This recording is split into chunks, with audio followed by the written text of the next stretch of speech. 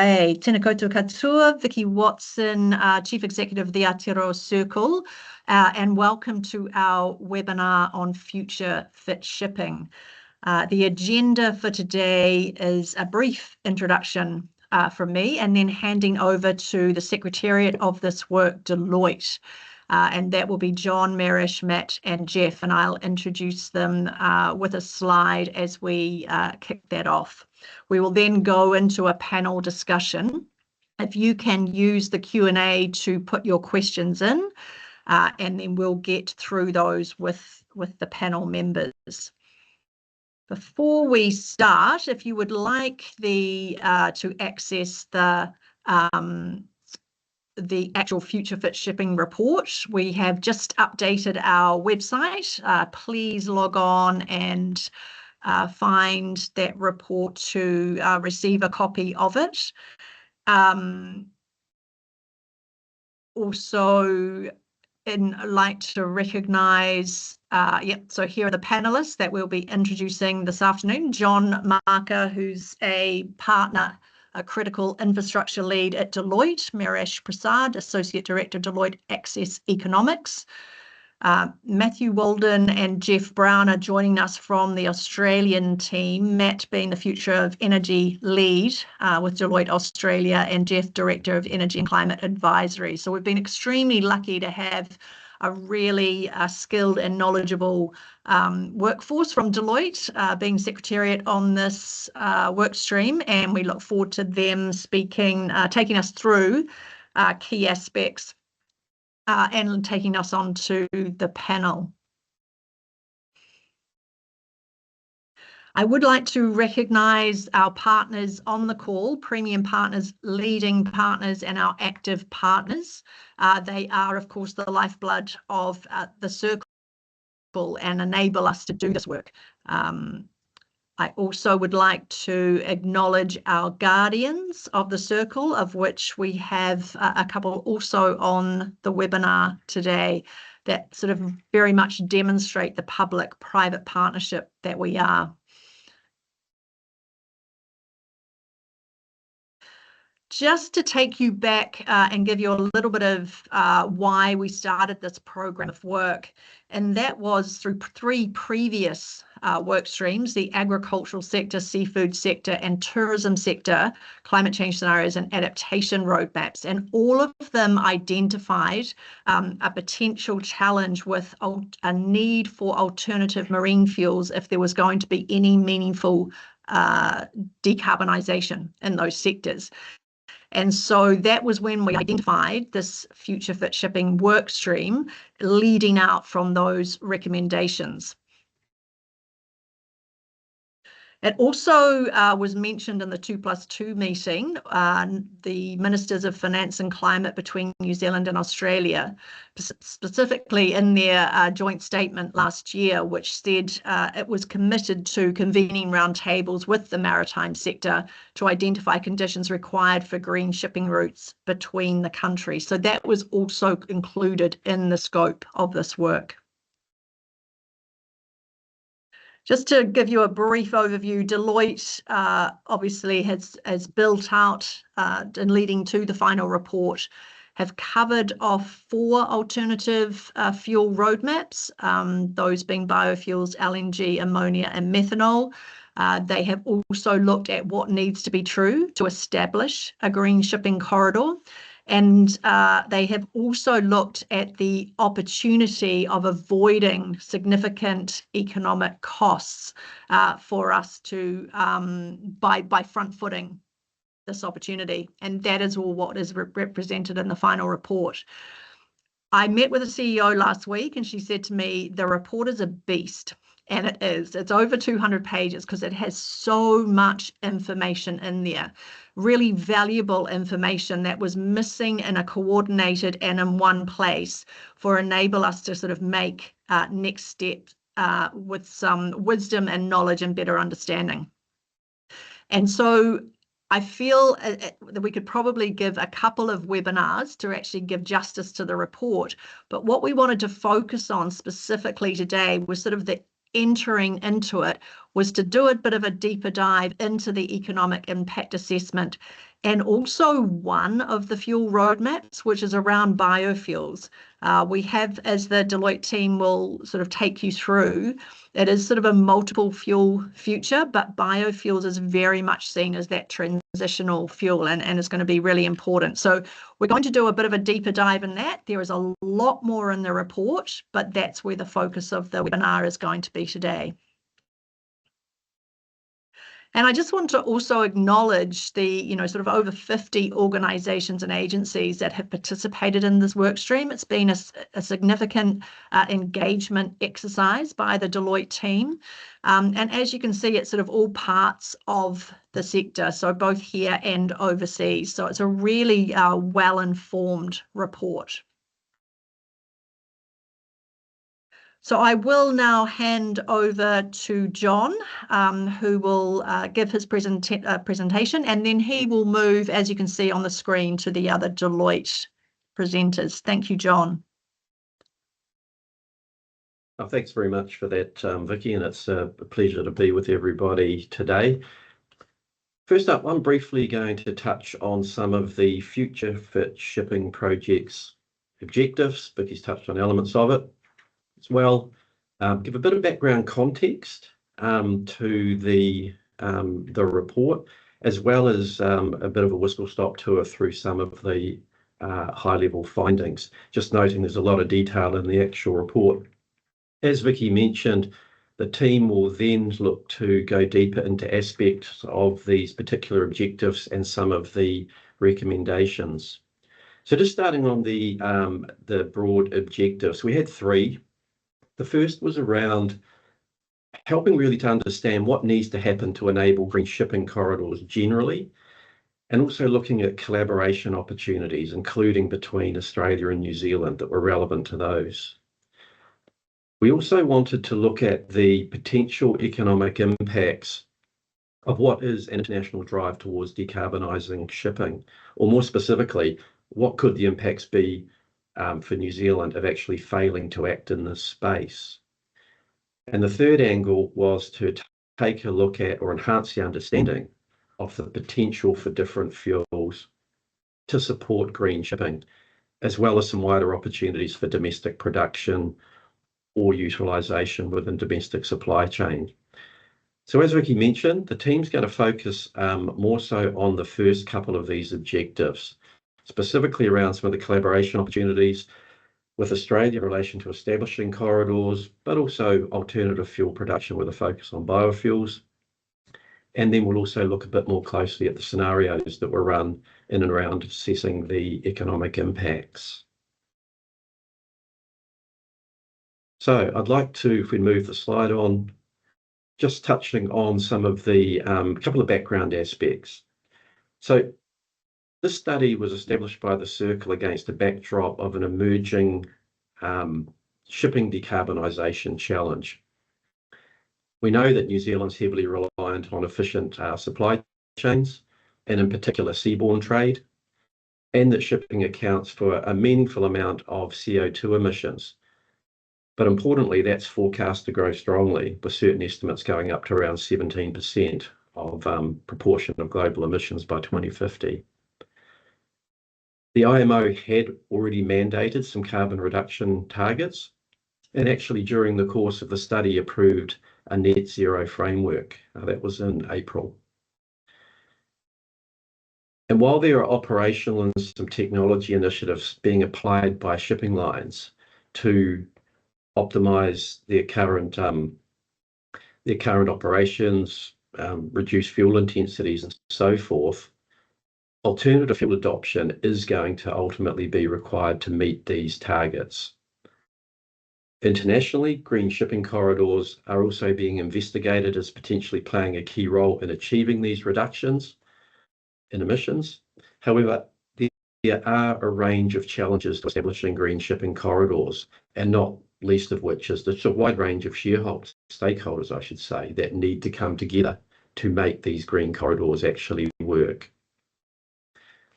The final point from background is, notwithstanding breadth of considerations here, significant investment is actually being made by the shipping lines in and around new builds for dual-fueled, alternative-fueled vessels. But an interesting aspect of that is the majority of these vessels, the size of them, exceed the scale of those vessels that are currently visiting New Zealand, and by definition, much of our port infrastructure. So I'll just move on to briefly touching on a range of the findings from the analysis undertaken by the team. And firstly, the economic impact modelling definitely suggests or demonstrates that New Zealand acting to decarbonise its shipping lanes at the same rate as competing trading nations results in material financial benefits. It also highlighted the potential to maintain and add to market access opportunities, enhance competitive positioning, brand reputation and the like, and also create opportunities for alternative fuel production within New Zealand, which is an energy security consideration. Our engagement with multiple shipping lines confirmed that multiple fuel types will feature in vessels of the future. But each of these fuels are currently at different levels of maturity from a commercialisation perspective, and that greatly increases complexity of transitioning and timing. And that simply reflects the level of interdependencies between the stakeholders, and these include parties such as ship owners and operators, ports, manufacturers, fuel providers, and so forth. What was clear, though, that renewable fuels, in particular biofuels, are likely to be the earliest forms of fossil fuel displacement. Another theme that came through was around potential impacts on existing port capacity, and I've alluded to that previously. So there's been an ongoing trend towards larger vessels, particularly container vessels, domestically, and the progressive introduction of alternative fueled vessels is likely to add to this trend. And as I mentioned, noting that most of the existing on-order vessels exceed those vessels that regularly visit, the scale of vessels that regularly visit New Zealand. Our engagement also confirmed that establishing green corridors can certainly be a catalyst for change. They can provide scale and volume signals to essential actors needed to establish low to zero emission shipping. So these are parties like fuel producers, vessel operators, cargo owners, regulatory and ports, the list goes on. The other finding here was that there were multiple enabling factors that are actually needed to establish a green corridor. These include access to vessels, alternative fuel production, storage of fuels, bunkering capacity, regulatory systems, and so forth.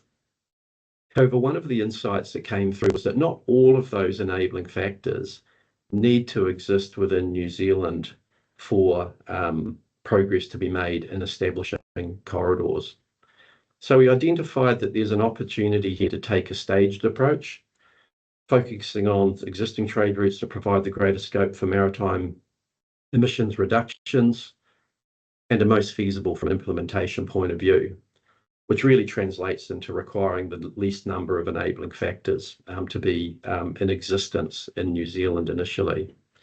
So of those enabling factors that I referred to before, key factors required for New Zealand for, say, direct vessel access from an direct alternative fuel vessel access could be reduced to focusing in and around the aggregation of sufficient volumes of cargo, access to alternative fuel-powered vessels, and also having fit-for-purpose port infrastructure. Another interesting insight is that international shipping decarbonisation does present domestic supply chain impacts and opportunities.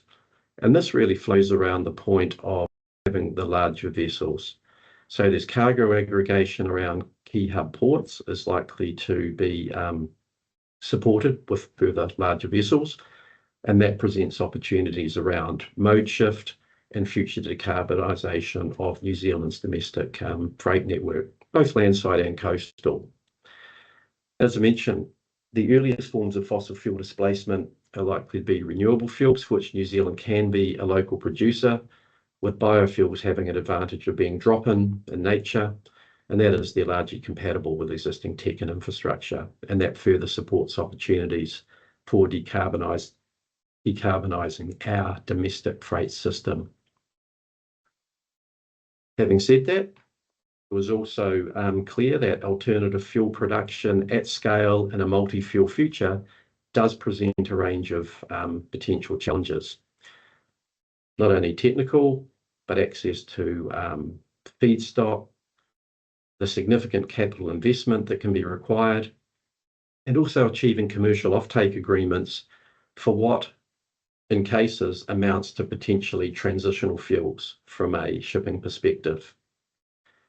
There was confirmation that a conducive regulatory system is also required to support alternative fuel production, namely one that continues to drive New Zealand's energy system to a low carbon one, but also looking at aspects around financial support and incentive to address potential barriers around production and scaling, and all the way through to things such as safe handling of alternative fuels.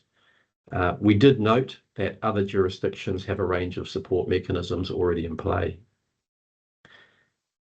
And the last point here is that transition to alternative fuels will have cost implications. The alternative fuels do cost significantly more than traditional fossil fuel used in shipping, and are expected to be so for an extended period. However, the impacts do vary, and with particularly the container segment reporting that potential end consumer price impacts were in the order of only 1 to 4% of commodity values. So that's a bit of an overview of the key findings, and I'll hand over to Maresh to take forward the economic analysis discussion. Thank you, John. So as highlighted by John, the maritime sector really is in the midst of unprecedented change. In addition to the recently announced IMO greenhouse gas levy, which imposes a levy on international shipping emissions and is set to be implemented from 2027, there are a raft of other regulatory initiatives that are impacting New Zealand's trading activities. These include the inclusion of marine shipping in the EU emissions trading scheme, for example, and the fact that over 70% of New Zealand's exports by value go to countries with mandatory climate-related disclosures, either in force or proposed. Our market engagement also highlighted incremental risks to our trading competitiveness from the potential failure to decarbonise our shipping. These included an increased focus on Scope 3 emissions from our immediate purchases of our exports, shifting in consumer preferences, and potentially a loss in reputation or trust in New Zealand's key export brands.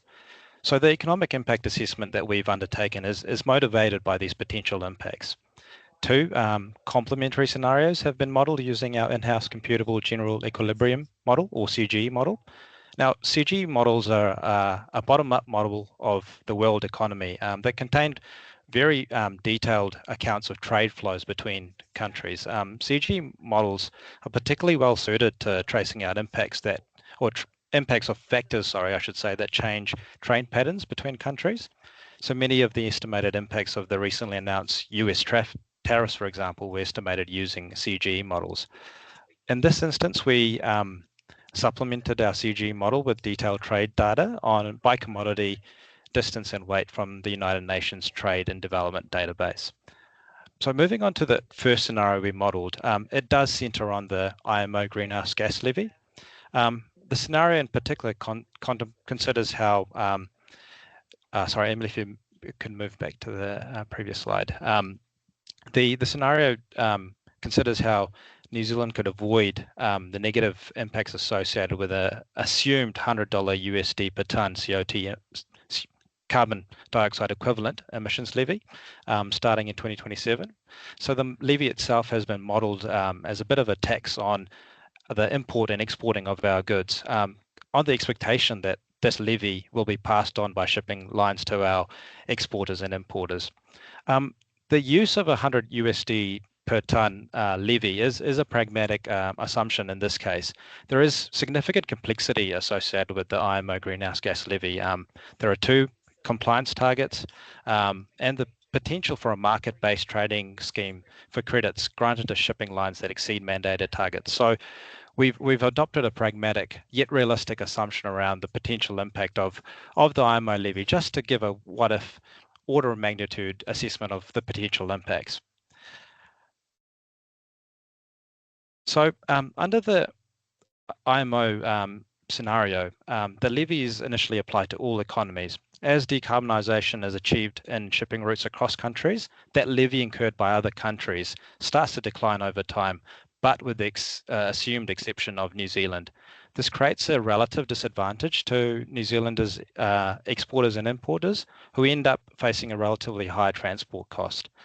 We've also taken into account the fact that relying on fossil fuels has a somewhat offsetting impact, given that it's expected to remain cheaper than alternative low-emission fuels for the foreseeable future, as alluded by John earlier. Onto the second scenario. This scenario contemplates a fall of between 5 and 15% of our exports by 2050.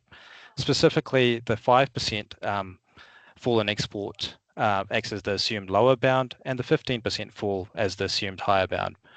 The scenario is intended to incorporate the IMO greenhouse gas levy, but also captures incremental risk that I alluded to from our market engagement before, and stemming from a potential failure to decarbonise our shipping lanes. The 5 and 15% range has also been specifically informed by a targeted survey we undertook of members of the New Zealand Cargo Owners Council. So the modelling here is, I guess, should be seen as a what-if scenarios, providing a bit of an order of magnitude impact on the costs New Zealand may avoid by taking action to decarbonise its shipping lanes. On to the next slide, please.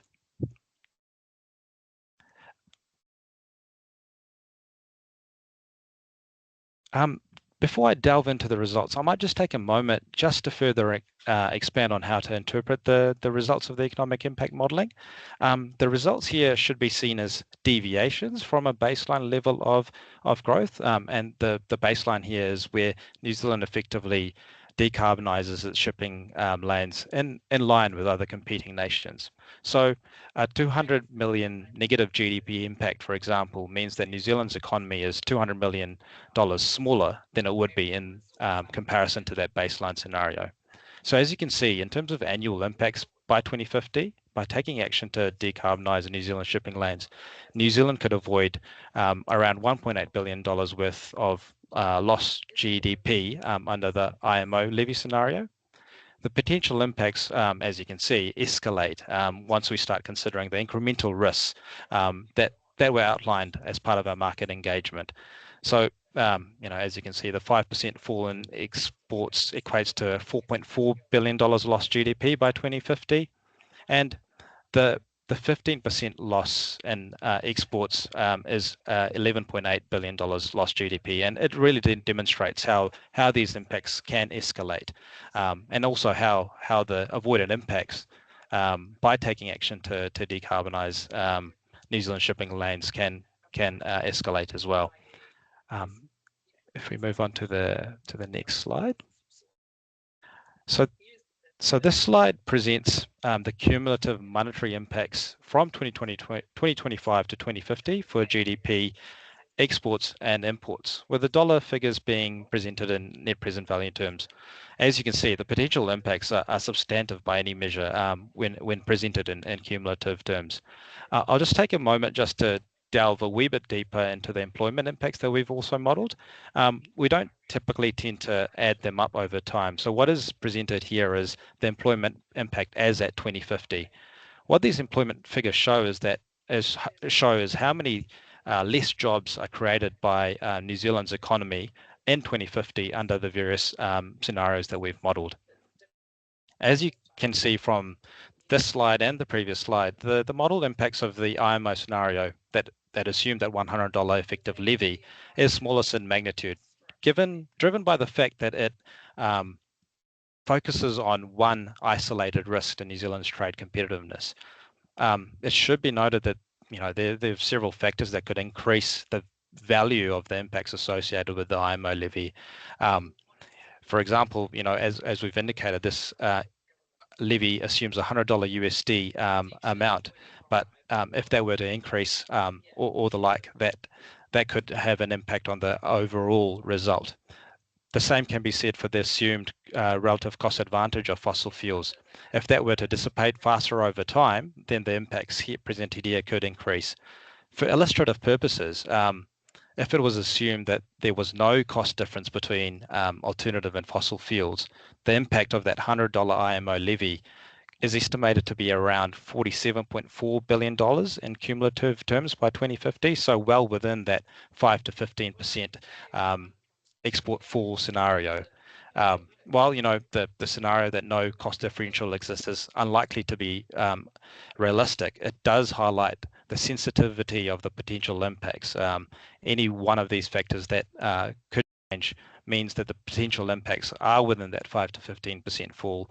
And if we start layering on the additional incremental risks, the impacts start to escalate and compound on each other. I'll pass over to Matt and Jeff to delve into the Trans-Tasman Collaborative recommendations that we've also highlighted in our report. Thanks, Marish, and very nice to see everyone. Matt Walden is my name. I sit within the Deloitte Australia practice and specialise in hard to abate sectors and supporting transition. What I will quickly say is the opportunity around low carbon liquid fuels is very much a key focus of industry and governments.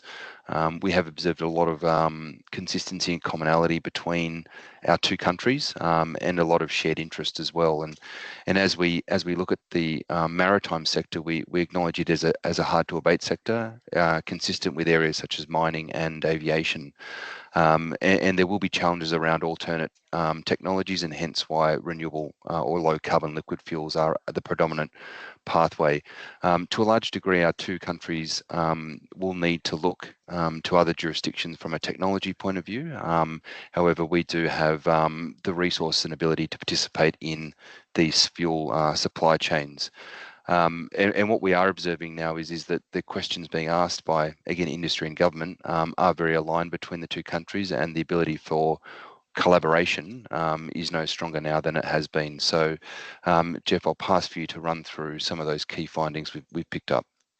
Excellent. If we can just stay on this slide for a minute longer. Thanks, Matt. And thanks everyone that's discussed so far and shared all the work that we've done.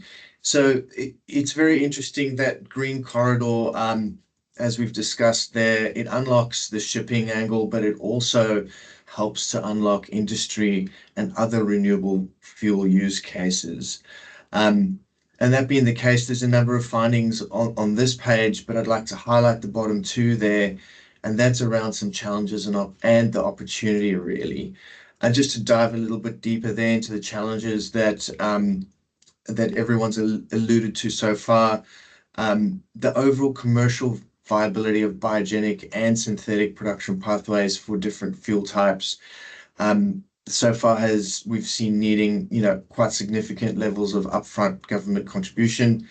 On top of that, the critical inputs such as feedstock, renewable energy have historically been hard to lock in at price levels and consistency that supports bankability of projects. And we've seen that across Australia, despite the very strong organisations we have in place and the funding in place there. So and on top of that, we've also seen that despite this upfront funding, in a lot of cases, there's also a need for ongoing government support to support the operating costs of some of these facilities. And this is really highlighted in the cost of production there, where to have these projects developed, the price per litre of fuel that you need to essentially obtain from the marketplace in order to be commercially viable is in most cases quite a lot higher than the end user's willingness to pay. And you see that in shipping there, but you see that across also a whole host of other use cases there around diesel, around aviation fuel, etc. But despite these challenges, they're not insurmountable. As Matt has alluded to there's a global drive there for decarbonisation, which over time will increase willingness to pay across the various sectors and use cases. And the cost of technology will reduce over time as pilot projects become scale projects and that technology gets proven out at larger scale.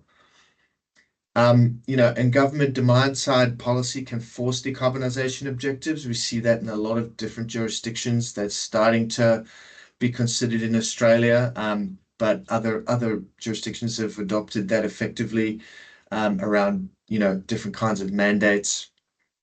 And then on the supply side, obviously the government can do a lot around encouraging project development by being there at the front with those upfront grants or government loans required to get these risky projects off the ground.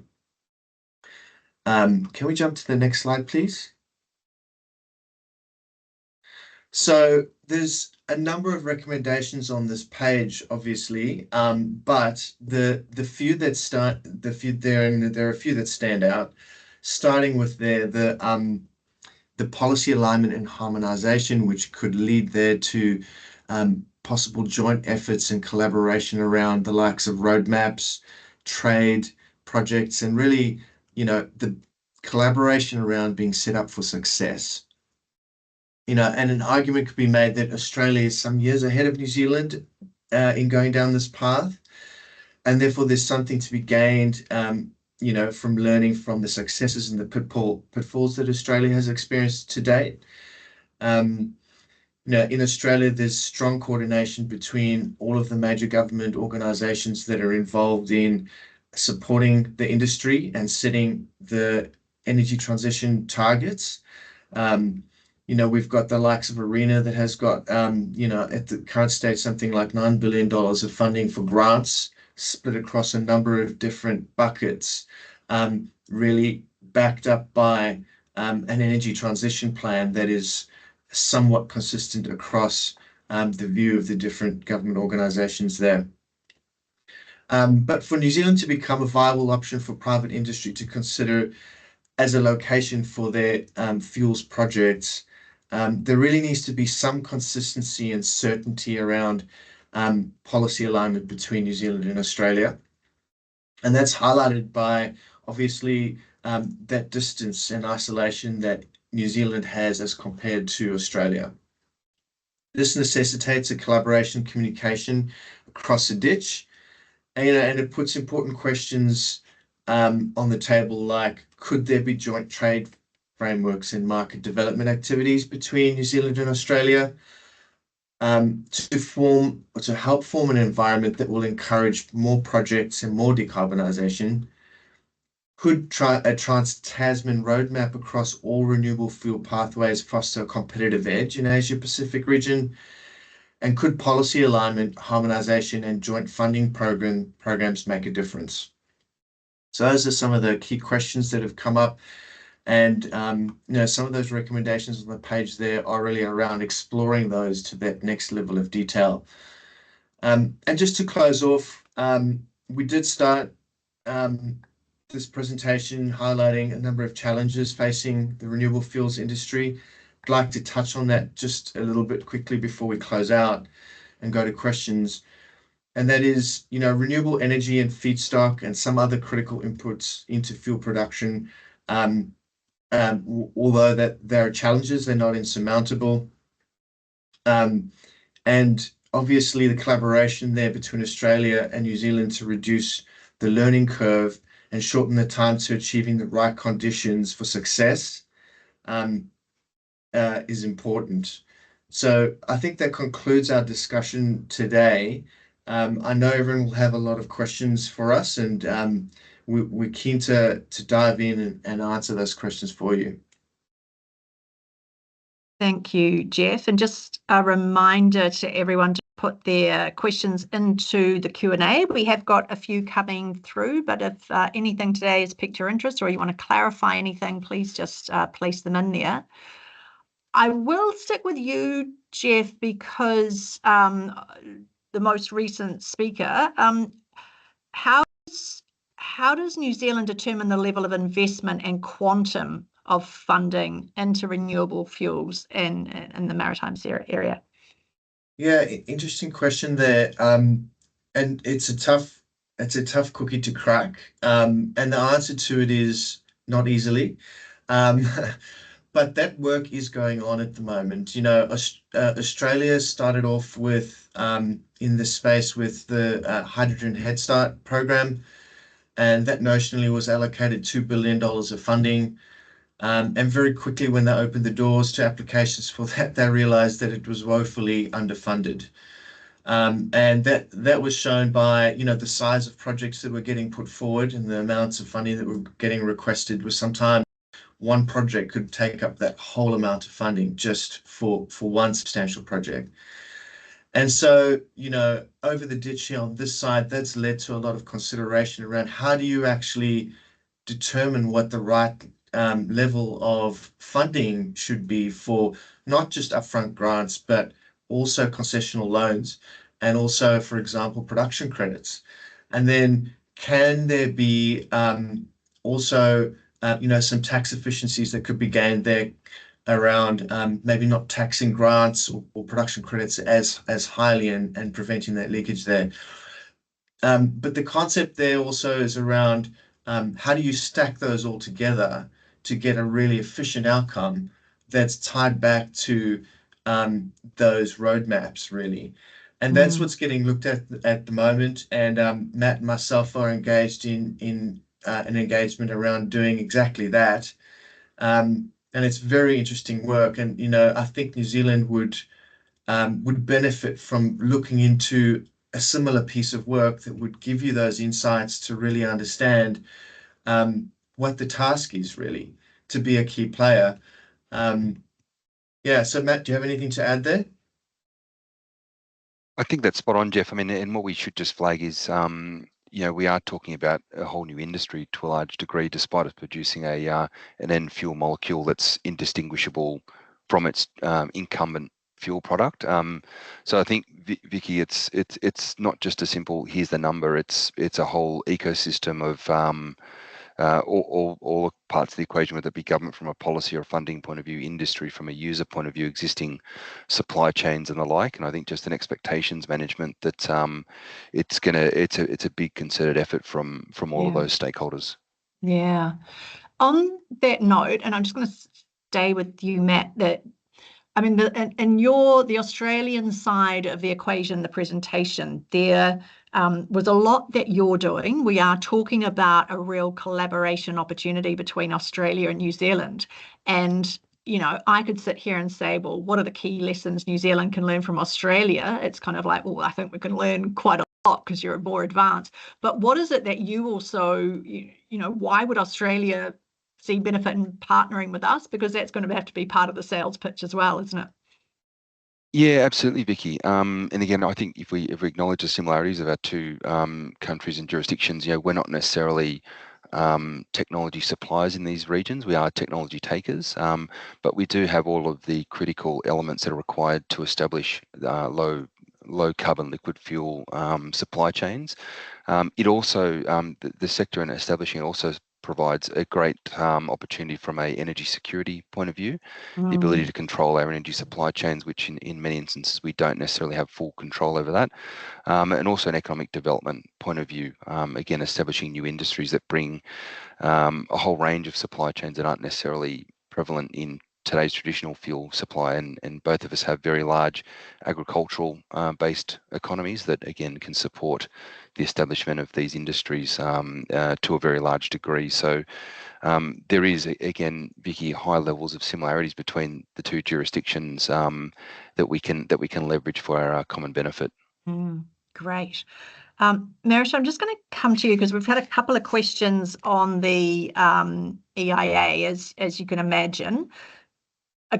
I'll come to you with two. The first one is you did state that alternative fuels will cost more. And so some of the questions that have come through are kind of like, why would there still be a $1.8 billion impact because alternative fuel costs more, therefore the IMO levy is the same, therefore they cancel each other out, no impact. Can you just clarify that calculation in terms of the differential? Sure thing, Vicky. Yeah, our economic impact assessment did take into account the fact that fossil fuels would remain cheaper than alternative low emission fuels for the foreseeable future. Even taking that into account, we find that there is an avoided impact associated with taking action on decarbonising our shipping lanes. Why is that the case? The distance here plays a key role. All of our key trading partners are a long away. The levy is a levy on emissions. The distance has a direct impact on the level of emissions that we produce while transporting goods. So despite that cost differential, the IMO potentially stands to cost us if we don't take action on decarbonising our shipping loans. So it doesn't equal out. There's a potential negative impact there, despite that cost differential between fossil fuels and alternative fuels. Right. And just another clarification, in your calculation, is that a flat $100 levy over time versus that's an overly high carbon dioxide emission penalty, which would have a net present value impact as the effective penalty is lower as you only need to pay this when a vessel exceeds that year-on-year targets? Yeah. We've modelled a flat levy over time, so $100 USD over time. But as you say, Vicky, that levy could change. It likely depends on what the IMO decides in terms of their targets, and so the effective levy could change over time to meet the more stringent targets. To be placed to try and get the maritime sector, to a net zero footing. So a flat 100 USD is the assumption we've taken, but that is subject to change and has varying impacts. Okay. John, I'm just going to come to you in terms of these dual-fueled vessels, the alternative fueled vessels. How could the introduction of those impact New Zealand port development and the logistic chains? Thanks, Vicky. Yeah, there's a little bit of it. It depends. As I mentioned earlier, the international lines are going to be incentivized to basically take a global optimization of fleet perspective from a decarb point of view. So that's going to result in a larger vessel bias, which we're seeing in the order books, and that gives them the opportunity to pull the efficiencies from a decarbonisation perspective, which again is actually a feature in the IMO regs, but there's also just hard and fast commercial implications. The larger vessels provide significant blue water savings. So we're talking about larger vessels.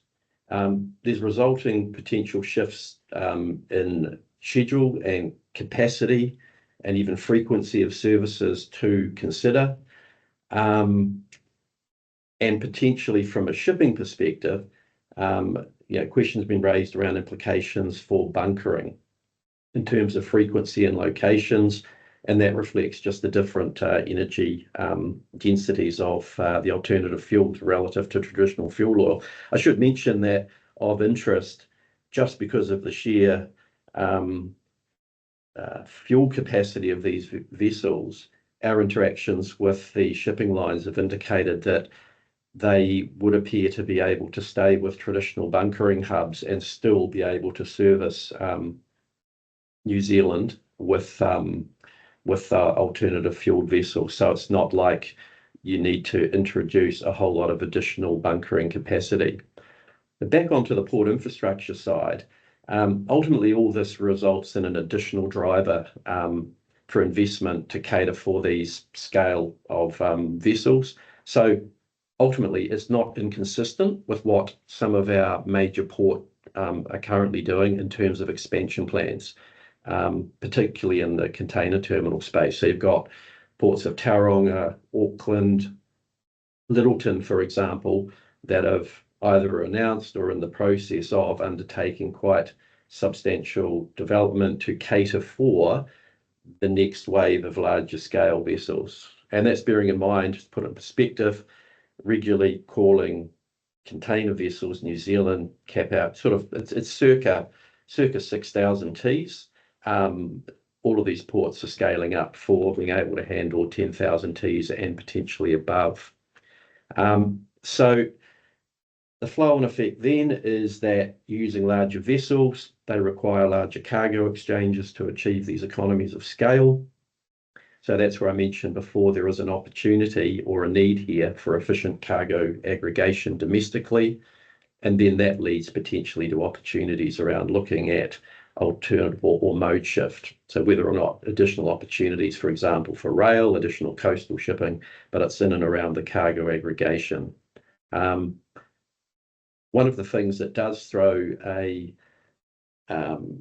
consideration from a port infrastructure perspective is that what I've mentioned, absence any need for the storage or bunkering of alternative fuels.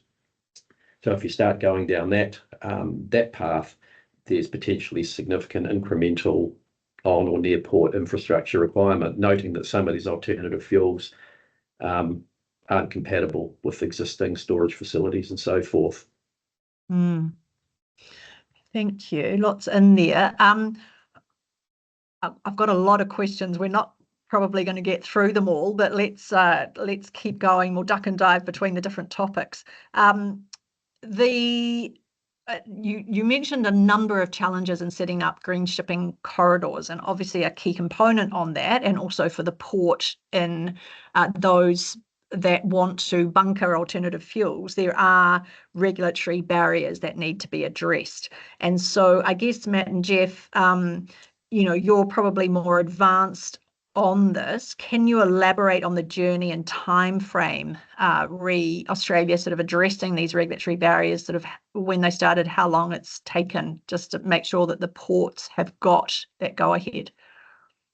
Yeah, thanks, Vicky. And this is a topic that the Australian Commonwealth Government has taken on with some earnest, and I think by virtue of the work that's involved, it's probably appropriate it sits at that level. And that's included over a number of years the Commonwealth Government instigating work programs for this infrastructure assessment activities, Vicky, and that's been quite broad, whether from leveraging traditional or existing infrastructure that we've got in place versus those that may require new infrastructure to support some of these alternate fuels. It's been quite broad, all the way from technical standards and definitions of commodities through to the usability of existing infrastructure. And we have seen the Commonwealth Government release plans or roadmaps across both aviation, which is probably slightly more advanced in the Australian sense, and then secondly from the marine point of view. I would also comment that industry and the industry bodies have also played a very important role in supporting that from government as well, in terms of aligning the voice and narrative. And MIAL, which I'm sure people are familiar with, the Australian Maritime Industry Association, has been a leading voice of that in Australia, and we had their support through this work as well. So I think there are some very relevant case studies there, Vicky, that the New Zealand market can leverage. But again, I think ensuring there's a high degree of alignment between the two countries provides the most efficient route to evolution of these new industries. That's great. Of course, we have the 2025 2+2 coming up, so it's a perfectly released report, isn't it? Could I just come back to the engagement side? We've talked a lot about shipping and containers, but has the cruise industry been involved, or how relevant, or what are the impacts for the cruise industry in terms of the findings of the report?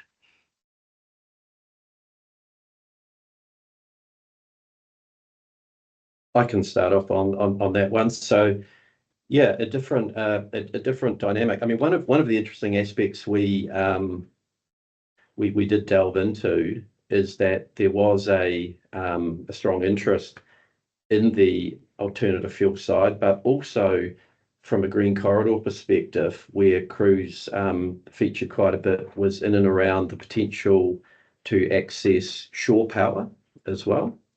Now, that was an interesting discussion in the sense that the cruise ships suck enough power to almost power a small city, and it also presents quite significant investment requirements for ports to actually supply that element from a green sort of corridor perspective.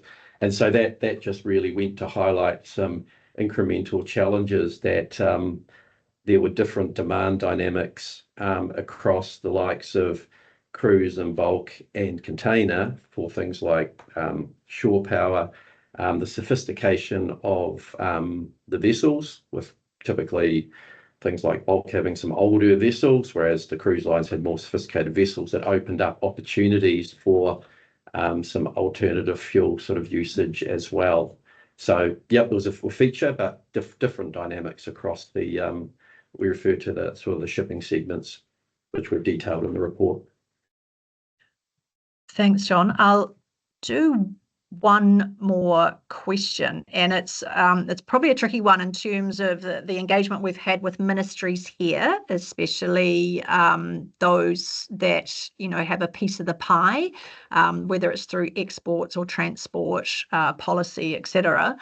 I just wondered if you're probably again more advanced in Australia, and so has this directive come from ministers, and therefore what are those sort of first steps of the various ministries coming together to help Australia do this? So what has New Zealand got to learn from that? Is there sort of a cross-agency working group that's been established in Australia, for example?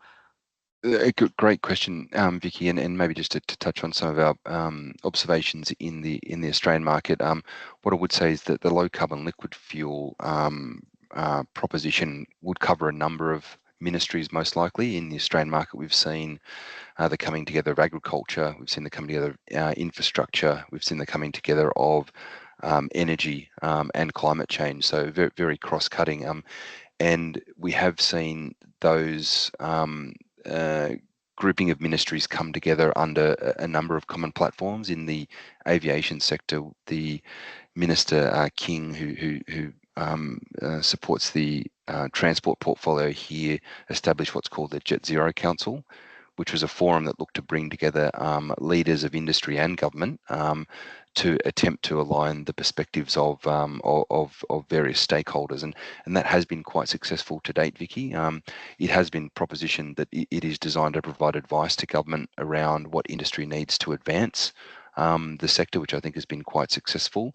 From a maritime point of view, it is probably slightly less developed from that sense. But we will see that accelerate further as I think other traditional sectors advance. The other one that we haven't necessarily touched on here is defence and mining, which are two big users of liquid fuels that are also considering this challenge as well. So they're another one that I think will become quite prominent. And the defence angle, you start to bring in things like energy security becomes quite prominent. So yeah, what we are talking about here is very cross-cutting from a whole of economy point of view, and hence the need to have that strength in leadership and alignment across government and industry. That was so true. A couple of weeks ago at the Mile Summit, they did have the Defence Brigadier kind of presenting in terms of how the strategy was going, and it was really interesting because, of course, they do need that energy security, sort of 15 years out to be able to move towards in that direction. I'm going to sneak one more question in because we've talked a lot about biofuels, and I just think we need to kind of give some consideration. Obviously, methanol and ammonia roadmaps are in the report as well.